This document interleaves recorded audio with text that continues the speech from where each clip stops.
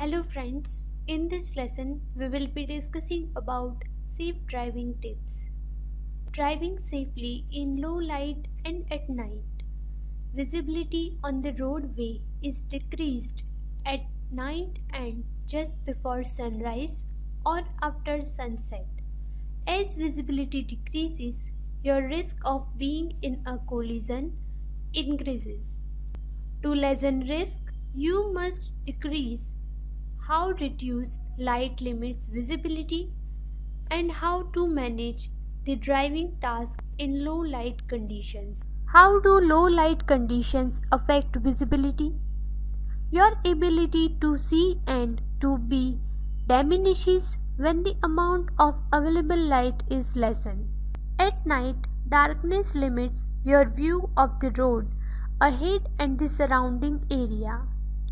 Even with your headlights on, your ability to see ahead when turning or driving around a curve is severely reduced. How can you drive safely when the amount of light is low? To drive safely in low light conditions, you must maximize visibility and manage time and space wisely. When your view of the road is limited, slow down. Maximize your ability to see and maneuver. Always keep your low beam headlights on day and night. During dusk and dawn hours, use your headlights either from sunset to sunrise or between a half hour after sunset and a half hour before sunrise. Using your headlights makes it easier to see and be seen in the dim light of dusk and dawn. Don't use your parking lights.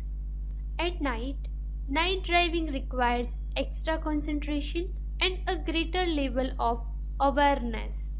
With darkness limiting visibility, it is wise to drive more slowly at night than you do during the day and to leave more distance between your car and the car ahead.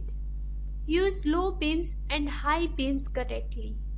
On very dark roads with no other cars around, use your high beams to increase visibility. Be sure to switch back to low beams as soon as you spot the headlights or tail lights of a car ahead of you. The glare of your high beams can momentarily blind another driver. Don't overdrive your headlights. At night, drive at a speed that will allow you to stop within the range of your lights, that is within the distance you can see. Driving faster than that is called overdriving your headlights and makes you vulnerable to unseen hazards. At night, use the 3 or 4 seconds rule. 3 seconds rule. First, select a fixed object on the road ahead, such as a sign, tree or overpass. When the vehicle ahead of you passes the object, slowly count 1, 1000, 2, 1000, 3, 1000. If you reach the object before completing the count, you are following too closely.